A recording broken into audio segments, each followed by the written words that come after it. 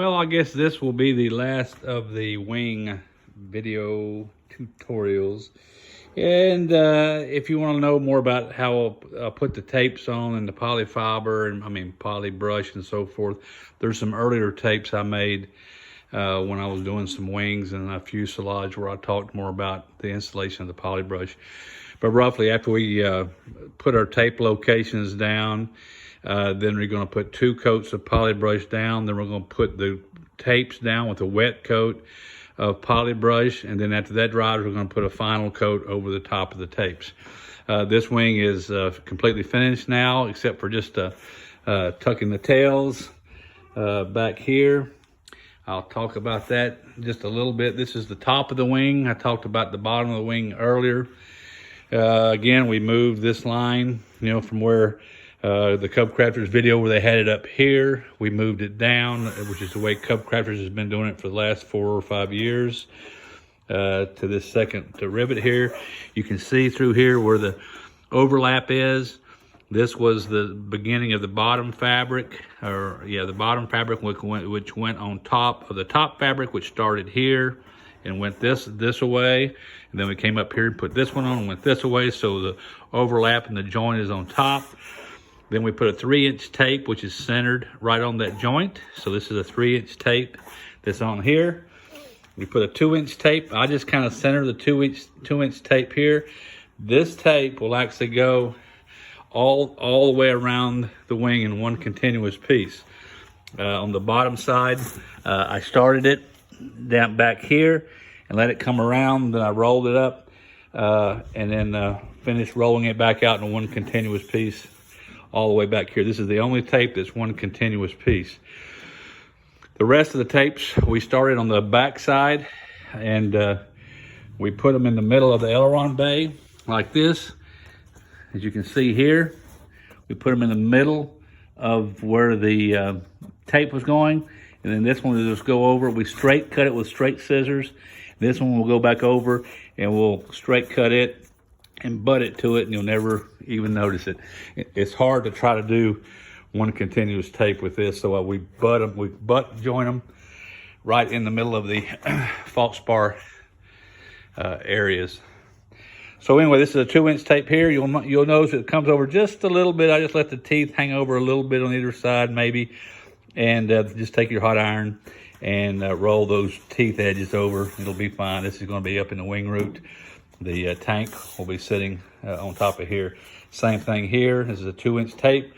I just do it so I start the 2-inch tape right on the edge of this bay and then let it come wherever it comes 2 inches over. This is the drop in here where the tank lid will sit. Same thing here. Then same thing here. I square cut these myself, so I just put a square cut on the edge, kind of overlap these together so the teeth edge is the same. By the time we get everything done and all the layers of everything on top of this, you won't really even see this joint. I use my iron on these places and I iron the edges of these joints that I don't really want to show very much because of the joint. I just kind of iron them down where they disappear more. We put the only grommet and patch that goes on the top of the entire wing. You can see here is the one we talked about earlier when we located it, well, with the center, of the aileron hanger here, with it coming through here. So anyway, the grommet was glued on with Polytack, and then the patch was put on. I've got another video, I think it's on the forum, that talks about showing you how to actually install the patches, and the easiest way to do that, which is to put it down and use like a credit card or an old room key or something, and come around here and push the air out of this edge right here. So that's the fuel bay. And when we come around to the landing light, same thing. You'll notice that it works out pretty good. That 3-inch tape with putting the joint where we have here, that 3-inch tape will come across, just barely overlap here. You can cut it back to your 1/4 inch or so. Put a nice iron on it. The iron is really good for stuff like this. Let it stick out, then take your iron and just come on the edge so you get a bend on it before you try to glue it. Same thing up here. If you look on this edge, you see the edges here, these wrap around. We got a really small little short area right here. It's just a little bitty piece of fabric. So I let them hang over, cut them back, take the iron, put it on there to make them at a 90 degree, so the fabric's sticking at a 90 degree. Then I take my brush, the poly brush, and I get behind it and wet it real good behind it. And then take the iron and just iron it back over flush. And it won't take long with the poly brush. With the iron, it'll cook that and set it really quick. And so you just set it so it's a nice flush fit all the way around using the tip of the iron. This will all be covered later when you finish the airplane. There's some real pretty black vinyl pieces that will go here, because you'll see this in the cockpit, so it'll go here and on the tail piece, and none of this here is going to be visible later. And of course, this is all going to be in the wing root covered up. So the landing light is here. Also on the landing light, you'll see in the finish area of my forum post, where instead of putting a lot of caulk in here like they do in cup crashers, I get a small narrow weather stripping, and we want to put a foam weather stripping around the edge, and then we'll set the plexiglass cover on top of that. And so I still come back and I'll black gloss paint this edge where it make it look nicer when I'm finished, and then I'll put on top of this where the joints are. You will never see this fabric edge, because I'm going to put the foam weather strip all the way around here, all the way around the edge, so it'll actually cover the edge, and it's black and it's foam. It'll come out to here. You can see the tapes here. I run mine and I cut them here, and I put them down to the joint. And then I run them back, of course, and then when I'm doing the top, I just let them go over the back with enough extra to where when I flip the wing back over, we'll cut it like I talked about earlier and put it halfway up into the flap or aileron bay. So those go all the way back. The top is a lot harder to get free of air bubbles, and the reason is because it crowns so much. The ribs, the bottom, they're nice and flat, so you can get them perfect. But the top ones, because there's such a crown between the ribs, so it's peaking, so it's almost impossible to do it without air bubbles on the top. You can see here that there are kind of air bubbles. Now, this will all cover up. You just don't want it, the outline will be there. You won't see the discoloration of the air bubble, and it will get hard if you use a lot of poly brush like I talk about doing. So when you paint it, that's all going to cover up. You won't see the discoloration that's in there. Just do the best you can to get it out. And that's pretty much it here. The 3-inch tape goes all the way to here. I'm still going to come back now when I get ready to flip it over. The bottom fabric joint came up, and it comes a 1/2 inch over here. So we had a 1/2 inch. We glued it on this edge, and we cut it a 1/2 inch over. Try to make that cut as pretty as you can, because you will still kind of see that. It's going to be a 3-inch tape that goes across here. So I've got my 2 coats of poly brush on it. But we've got to put those 2 patches over the landing light, or over the navigation light area.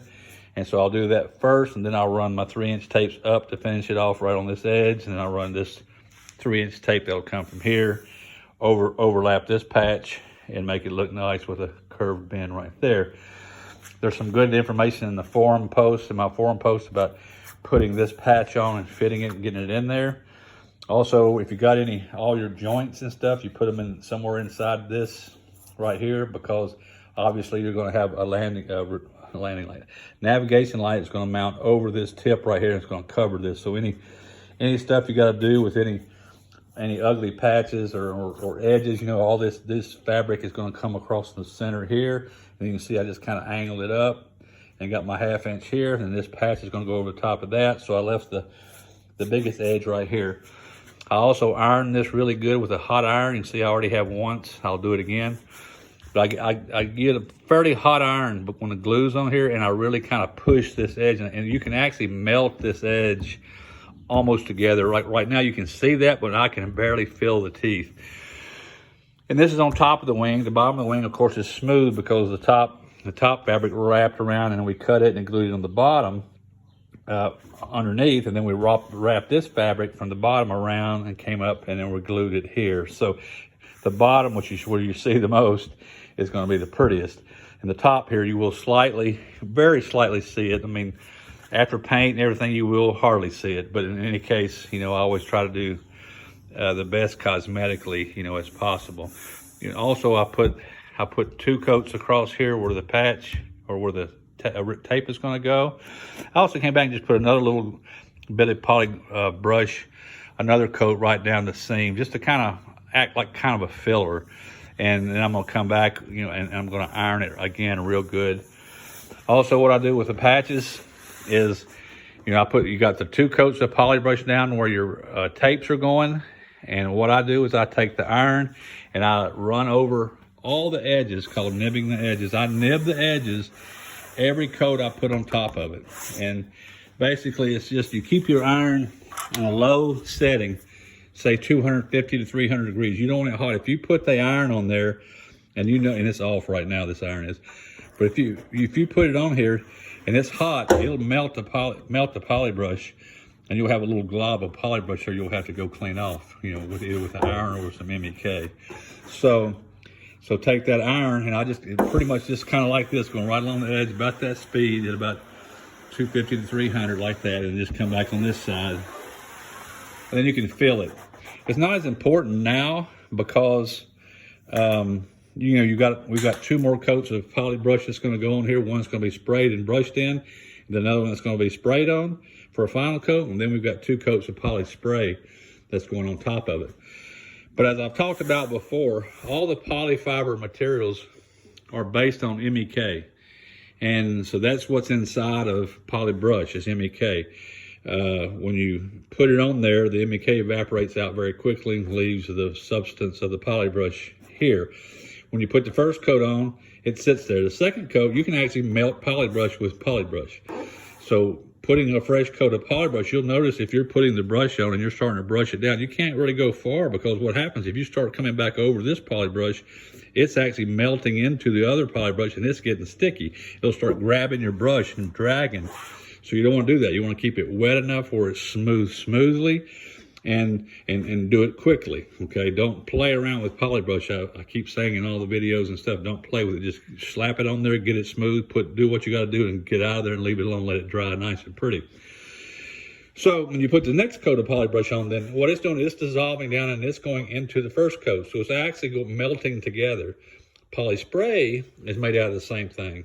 Polytack is the same thing. Your glue is based on MEK. That's what evaporates out of the polytack and leaves the glue so quickly.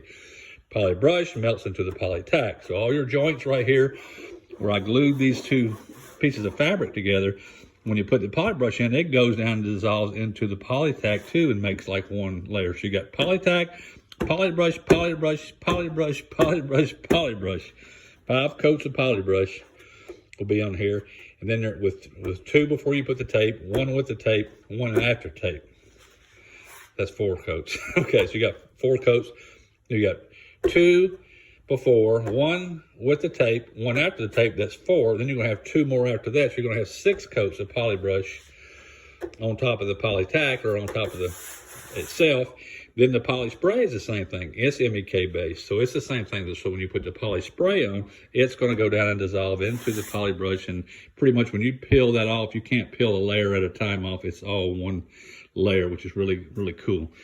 If you use Polytone paint, it does the same thing too, but most people aren't using Polytone paint because everybody wants a slick polyurethane now, so it's a nice shiny. So in any case, what I'm getting at with all that is that on these edges where you've got it in here, when you put another coat on it, it actually will loosen these edges possibly just a little bit. You might just be able to feel it, or you actually might have some just kind of even stick up. Little edges might just pop up, and they iron down very easily, just like I did, just to quickly iron them. So in any case, it's important. You can't iron poly spray, as I said. So you have to do all your ironing on the poly brush stage, and you have to do it when it's a relatively cool iron. You can't do it hot. So between every coat, in other words, I put the tape down, let it dry. I've now put one, before I put the coat on top of the tapes, after it dried, I went along and I nibbed all the ribs, all the tapes, all the way around. And then I came out and I have put another coat on it, second coat. Before I put the first coat, now I'm ready next to spray poly brush on it and brush it in. But right before I do that, I will go over all the edges again. Then I'll put another coat of poly brush on it, do the edges. I'll put the final spray coat of poly brush on it. I'll do the edges, and I'll do them really good the last time, because once I start the poly spray, we're done with the iron. Okay, now you can use a piece of Teflon and still go through it, but poly spray, you touch it with an iron and it just goes completely away. So do all your ironing before you ever get to poly spray. And I just like to do all the edges of the tapes, every single coat I do up until the poly spray. And before the poly spray, I make this as perfect as I can get it, all the way around everywhere. And then you won't have much of anything to do, because pretty much you have to sand the edges once you get the poly spray on it, and then you have to put this poly spray back on where you did the edges. I guess that's about it. If I've left anything out or you have a question about it, just pop on here and ask me, and I'll try to cover it. Thanks. See ya.